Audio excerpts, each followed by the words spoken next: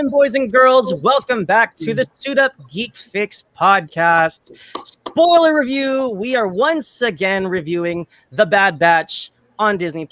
My name is Lo, representing California. Over in Philly, we got Dibes, and with us, as always, is AJ. We are here to talk about episode 5 of The Bad Batch, and I gotta say, guys, it started pretty rough. First 5 minutes, in my mind, I was like, over this whole video game side mission. Oh, you got to retrieve this to progress the plot. I felt like I was in Rise of Skywalker again. And I got to say, 10 minutes after that, okay, we had a little bit of Omega solo mission. And then about halfway through the episode, guys, I was pleasantly surprised by a cameo appearance by not only Bib Fortuna, but we get an origin story for a Rancor, guys. That is one of the most fantabulous things I ever could have imagined. I didn't know I needed a Rancor origin story, but here we are. Definitely elevated the episode for me. What about you, AJ? What are some of your first impressions of episode 5? I loved it. Unlike you, I actually do enjoy the video game aspect to it a little bit. But what did get annoying for me, which wasn't in this episode at all, was the Omega getting into trouble or always being lost. That was the thing that I really, really got annoyed with. She was the cause of all the issues, and that's why I got. So I'm happy that didn't come up in this episode very much. She was much more as like a solution type character in this episode, which I really did like. At the end of the episode, I was like, fuck you, Bad Batch, because you guys put Luke and all the Luke with all that problems when they gave the Rancor back to him. I was like, damn. But it was a nice nod to Return of the Jedi, which I thought was pretty cool. Definitely a welcome callback, as Dave Filoni and his crew always does. What about you, Dives? What were your first impressions of this episode? It was properly entitled Rampage. my first thought is like, that's not the Rancor in Return of the Jedi, though. That the name of the Rancor in Return of the Jedi is Patrice. So I don't know if it got retconned or what they're gonna do with that. It could be. I really don't care. I honestly don't. I like the tie-in actually. So I didn't even know he had a name. It's actually Patrice, and this one's Moochie. So unless like Patrice is the mother of Moochie or something along those lines, who knows? That would be sounds more plausible. But overall, how did you enjoy the episode? This is set a couple years after, before Return of the Jedi. So maybe that. Not Patrice. God, what's the name again? Moochie. Maybe Moochie had a kid. Maybe, we never know. Or like you said, that Patrice was the mother, and that's what we saw in Return of the Jedi. But regardless, it was still a nice nod to Return of the Jedi. 100%. Yeah, I thought it was a good filler episode. I really enjoyed it. We already talked about the tie-in to Return of the Jedi. That was really fun. What was the first episode of the season was Clone Wars. The next episode was Star Wars Rebels. Then we went episode 3 to The Mandalorian. Episode 4 was more like Rebels to me. This was full on Mandalorian. You know, that RPG, like you have a mission, you have to get this, you have to complete the mission in order to get the intel or get the loot. You know what I mean? It's that video game kind of even Moochie had like a little like video game monster vibe to it. I enjoyed it. I thought it was really fun. I liked Omega's role in this. Like you said, AJ, I like that she wasn't the root of the problems. I like that we're finally establishing Omega as an asset here. I think that was one of the big takeaways where you saw Sid be like, you're important, talking about the Bad Batch, but that's going to clearly come out that it's actually Omega. I like that we're really going to start deep diving into what I'm excited about, and that is bounty hunters and mercenaries. I think that's where this is really moving towards. And I have a lot of predictions about where that's going. I made a prediction last week, and I think this episode locked it in. So I'm excited to talk about that. So I enjoyed it. It was a good episode. Yeah, we'll definitely dig into predictions, but with that being said, I'll just jump into some of my favorite moments. Before I do that, I just want to say what's up to everybody in the chat. Hello, Candid Cinema. Thank you for watching as always. And Mrs. Crockpot, how you doing, Nicole? Heyo. So I just want to call out or shout out. I'm sorry, Rhea Perlman, who voiced Sid in this episode. And if you guys aren't familiar with her, she was a long-standing cast member of Cheers. She was also the mom in Matilda. Cool. And she does some pretty good voice work here and there. I knew her voice sounded familiar. I just couldn't put it was on the tip of my nose until the end of the episode. But Rhea Perlman's great. I think the one thing about Clone Wars, Rebels, and Mandalorian is that they always find avenues for these side characters to be voiced or starred with by a really known character actor. That's always great. So these like guest appearances by these actors and whether it's animation or live action are always a welcome surprise. And I will say I am tiring of the mission RPG format. I know you guys love it. I mean, maybe that speaks to the fact that you guys actually play those types of games. Maybe it's just not for me, but I will say that I liked how it seems like Omega's kind of building her character, and not only building her character, it seems like she's building her armor. She picked up like a crossbow thing. Yeah, that was cool. So the design of the crossbow on her arm, and then she's got the comm link now, and I'm like, okay, she's kind of like building up her armor from inside out. That's kind of cool. And she's becoming more and more a part of the team, which is what I appreciate most about this episode. So let me throw it back to you, Dives. Memorable moments for you. What sticks out for you? Memorable moments. For me personally, I think the memorable moment to go into this episode, it's honestly going to be Wrecker. I think Wrecker is a big piece of this.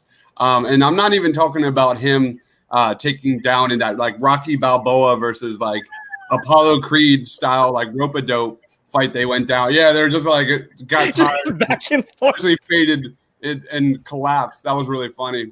I'm talking about something that I think we all see going down with Wrecker. You saw him complaining about his head again. This series is clearly building towards something that's going to go down with Wrecker. I don't know what it means. I think we're all hoping, we're all pulling for what tech to finish that device that will get that inhibitor chip out of him.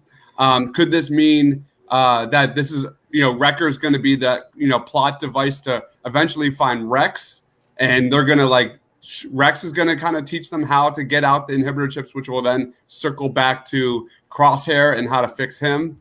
But my memory of this episode was Wrecker and where is this going? Because they're building towards something. So that's my main memory. So what's up to Phoeba Fairnot? Just to clarify though, is that you, AJ?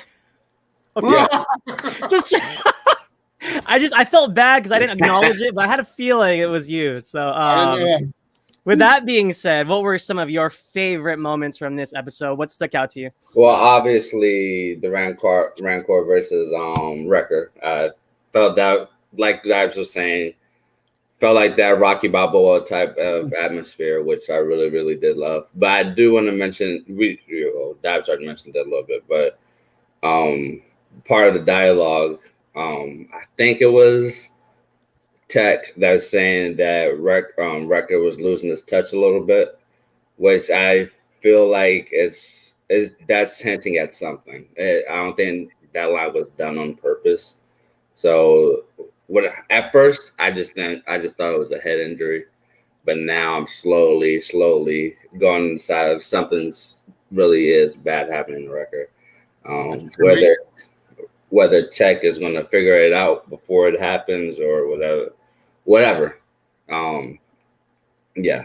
And another one was when Omega was able to do a lot of things on her own in this episode. She was able to sneak into the fort. Yeah, she did get caught, but it wasn't annoying. It wasn't until exactly. She helped unlock the Rancor, which I think was a smart idea for her. And there was a couple things that I really, really did love. But these episodes are feeling shorter and shorter the more I watch them. I don't know if that's just me or No, it's not. And that's exactly why in the first 5 minutes I was like, ugh, I sighed because I was just like, in my opinion, something like The Bad Batch is having a hard time finding its footing in terms of who its audience is. Because I think Clone Wars had that problem as well. The first 1 or 2 seasons of Clone Wars was very uneven in the sense that some episodes were for kids, some episodes were really dark, and maybe it's just for fans only, for adults fans. But I feel like Bad Batch is having that similar issue where, you know, we got these filler episodes, we introduced Fennec, we introduced like all these funny little moments with the Rancor and stuff, but it's like, who is this show for? Is it for us? Is it for kids? Like, it's kind of like teeter-tottering back and forth, and I think that's the show's biggest negative aspect, in my opinion. You're right. Look at Omega. You know, your case in point is Omega. Like the show, so much of this is like a comedy / tragedy. It is dark. This is a super dark show, especially where it's heading. But look at Omega. Omega's like I think has actually a little bit more potential than Ahsoka coming into Star Wars, and she's not this whiny brat. She's actually useful. She's becoming an asset for the Bad Batch. But you look at like the moment you saw in this episode where like she got her comm on the wrist, and she was like a little kid like getting a walkie-talkie for the first time. She was so excited. She was so excited. I like the moment where she got one of those dolls and customized it and turned it into a Bad Batch doll. Like those little moments, you know, definitely kind of own it and kind of, what's the word I'm looking for? Like give it heart and make it a little bit more for kids than the plot. And, you know, and I think where this is going, it's going to be a tragedy. You know, there's no way around it. Like this is going to be a very difficult series to finish, especially for the clones. So we are going to go into predictions right now, but before we do that, I just don't want to forget this because I got to say, did anybody else get like Ragnarok vibes? Like, because like when the Rancor pulled up and Tech was like, oh, it responds to a social hierarchy. You need to prove you're the alpha. And then Wrecker's like, all right. So they had like a big monster moment, you know, like me fight monster. So I thought that was kind of funny. But with that being said, guys, I think you guys nailed it in terms of Wrecker's foreshadowing of him possibly turning. And if we're going into predictions now, how tragic would it be if the final few episodes he does turn and it's Crosshair and Wrecker versus Hunter, Omega, and Echo and Tech? And I think that would be so heartbreaking to watch, and that would add a little bit more to the element of the climatic final battle that I'm sure is coming. AJ, right back to you, man. What do you see going forward after this episode? I mean, so far we've been kind of treading water. What's the next phase here for the Bad Batch? I don't know. I have seen a few rumors, or I wouldn't even say rumors, theories that Vader might be into this as well. Because I think in one of the trailers, Tarkin does fail on trying to capture the Bad Batch, so he tries to bring someone in, and the theory is that Darth Vader will come into play at that point, which I can see happening. But at the same time, I think it might not happen because at this point in time, Vader is doing a lot of things on his own. Whether it's going up against the Inquisitors, going up against other Jedi that's out there in the world. So that's that. I really hope that they all survive. I really hope that they also, but my gut feeling right now is telling me that they're all gonna die within the last few episodes. So yeah, like Doc was saying, this story is gonna go dark, while more episodes come along. So with that, on that note, Dives, what do you think going forward for the season of Bad Batch? Yeah, so I agree with what AJ said. Last week, I had a vibe that this show was leaning towards Boba Fett. That was like kind of my takeaway from episode 4, that we could get maybe a cameo from Boba Fett. And I think this episode nailed that home. Not only Boba Fett, but I'm gonna go there. I'm gonna say Cad Bane. Like, what if we get like multiple bounty hunters weaving in and out of the Bad Batch? I think that's where this is going. Is you're gonna have multiple bounty hunters trying to target Omega. You know, we talk about, is it the Kaminoans that hired Fennec Shan? I don't think it is. When you heard Sid say that Fennec Shan is new to the game, why the heck would the Kaminoans hire a new bounty hunter? This is a super smart race. This is a race that, you know, get it done. They're efficient. They would never hire a brand new off the street bounty hunter to get the job done. So I think there's multiple players in play here. And I think Boba Fett probably likely hired Fennec to kind of see what's going on. And I think that's where this series is moving towards. I still think we're going to get the uprising. I still think all the clones are going to die. Obviously, you can't avoid that. But I do think some sort of showdown between Boba Fett and maybe even Cad Bane, which would be a mind-blowing experience. Because you know Dave Filoni loves to go deep like that. He loves that stuff. Love it, man. And just for any viewers or listeners that don't know who Cad Bane is, he was a prominent character in the original Clone Wars series, a badass bounty hunter, not to be messed with. He had his signature Kung Lao hat. I love Cad Bane. He's excellent. But I got to ask you guys, because this started percolating as we kind of started doing the show. Brain blast moment. What would you guys think if, because when Sid spoke of the guild, I only thought of one person immediately. And I was thinking, what if we get some Grief Karga, guys? Oh. That would be awesome. And then, you know, Grief Karga maybe gets into the play with one of his guys is after Omega or something like that. I like some of my favorite like parts of Star Wars is like that underbelly criminal underverse of Star Wars. I love it.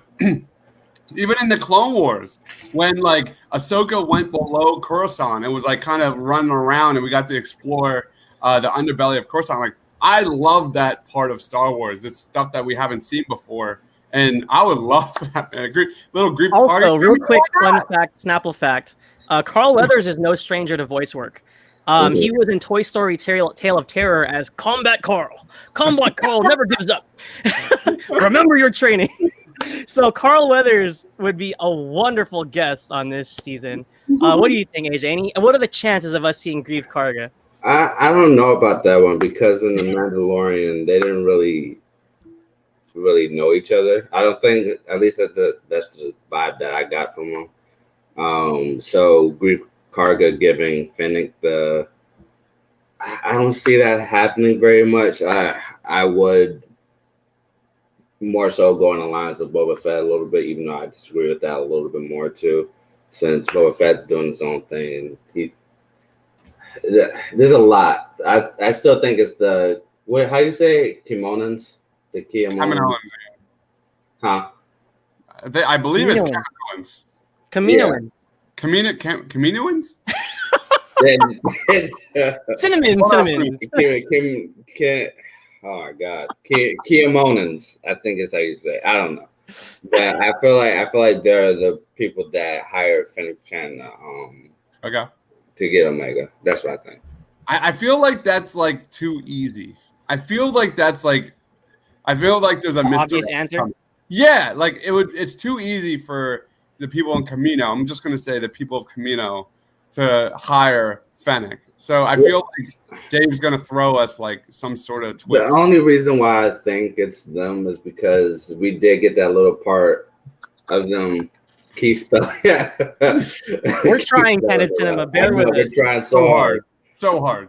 But I just feel like that the genetic code. Who was it again?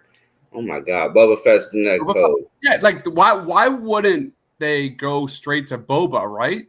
Like they're like over Fennec. What if Fennec is coming from not Boba, but from someone else? And this is like how they circle back and get to know each other. Like, why wouldn't the people of Kaminoa, hire a mercenary that's from Kamino, which is Boba, right? Maybe he didn't want to do it. I don't know. Well, one of the theories is that Omega is like a clone of a clone. So she probably has the most out of everyone since the clone's genetic DNA is already being dissolved, and it's just I don't know. What kind of does anybody? Because you saw Oh, sorry. No, go ahead. Oh no. I mean, it's just me calling my shot, but as a big fan of Smoke and Aces, I'm gonna call my shot and say maybe this next episode or the episode after we get like a flurry of bounty hunters, like it's mine, no, it's mine, and it's like they cross paths and of some ways. I think that'd be fun, especially if we're still in filler territory on episode 6 at this point. So I just wanted to call my shot. We'll get a flurry of bounty hunters maybe in the next episode or two. So it's like that guy in John Wick with he pages everybody, and all like they're walking in like some Coruscant city, and all you hear there's like pagers and beepers start going off, like, right. And like, or like in Mandalorian, everyone's got the code or whatever, right? Like the like we better. Luckily, there's no dogs in this series, so we'll be fine. We'll be fine. But with that being said, do you guys have any other predictions or where we think this is going?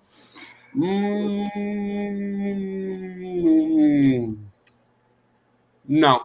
I think that's pretty much it. I do think we're going to be getting into full-on bounty hunting moving forward, which is really exciting.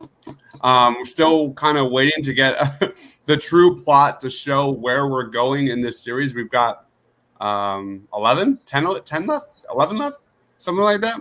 But other than that, 10. It was a good 10. It was a good episode. I don't really like that. I am fairly certain Boba's showing up. What would you grade it at?